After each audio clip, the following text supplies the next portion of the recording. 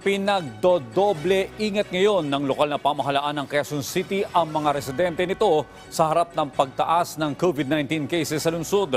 Ang tanong ngayon, posible nga bang magpatupad ang LGU ng mandatory na pagsusuot ng face mask? Alamin sa sentro ng balita ni Joshua Garcia. Pabor ang karamihan sa Quezon City sakaling ibalik ang mandatory na pagsusuot ng face mask. Kasabay ng itinaas nitong red alert status dahil sa patuloy na pagtaas ng kaso ng COVID-19 sa lungsod nitong mga nakaraang linggo. Para na din po sa safety po, sa kalusugan ng mga tao. Hindi naman hassle. Hindi naman po nagpe-face mask din po talaga ako. Pwede naman ay balik para sa ganun, para maiwasan yung pagdami ng COVID.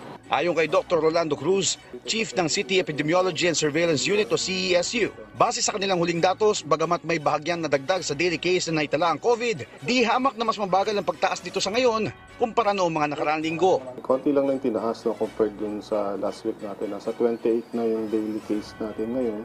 At this is just 15% higher compared to the previous week. So bumagal yung pagtaas natin ngayon. Gayunpaman, puspusan pa rin ang pagpapaalala ng QCLGU sa mga Q-citizen, partikular na sa mga may comorbidities, na huwag magpakakampante, lalo't posible na mas dumami ang kaso ng COVID kasabay ng mga social gathering ngayong nalalapit na Kapaskuhan. Para hindi ma-unsyami yung ating pagdiriwang ng Christmas season, no?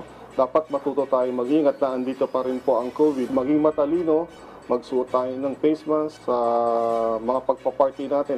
Iwasan natin yung mga nasa enclosed na lugar, doon tayo sa mga open areas. Samantala, nilinaw din ni Cruz na wala silang nakikitang posibilidad na ipatupad muli ang mandatory wearing of face mask sa lungsod kung pagbabasehan ng kanilang pinakauling datos. Maaring hindi na natin mabalik pa yung mandatory wearing of face mask. Ang strategy natin ngayon ay kailangan maging matalino tayo on our own, no? So kailangan matuto tayong ingatan yung sarili natin. Joshua Garcia, para sa Bayan.